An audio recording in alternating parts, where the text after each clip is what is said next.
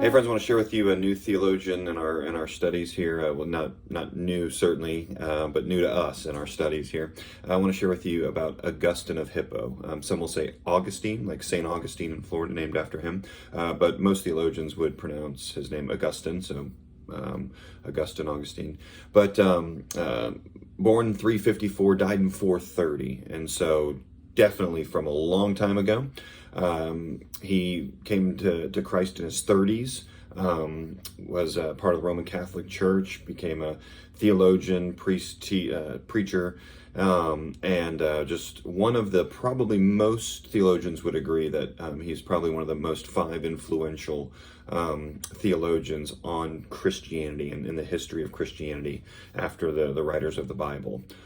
So just remarkable. A lot of his writings were kind of debates and discussions and letters with others who were considered to be theologians and maybe teaching false doctrine, like Pelagius and people like that he was writing against them. So we see a lot of his thinking there and the topics he was covering.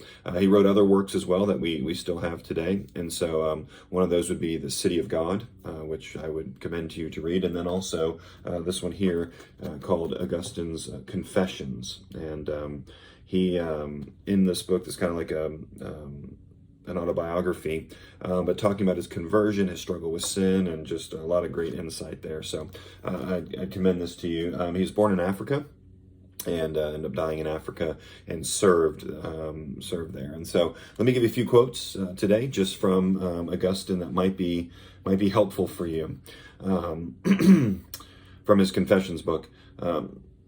Thou hast made us for thyself, O Lord, and our hearts is restless until it finds its rest in thee. So, God, you made us for basically your glory. You made us for yourself, and our hearts will never find rest, true rest, until we find God. Pretty helpful thing there.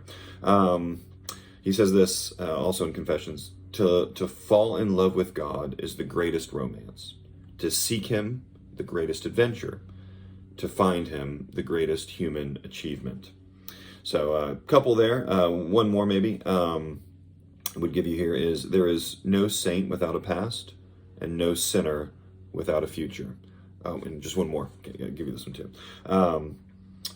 If you believe what you like in the gospel and reject what you do not like, it is not the gospel you believe, but yourself. And so that's very helpful as we think about Scripture and the gospel itself. If we are picking and choosing what we like, then really you're just believing in yourself. You're not believing what God has said and submitting to the authority of his word.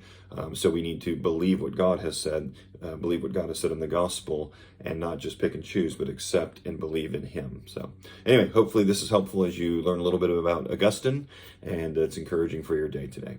Have a blessed one.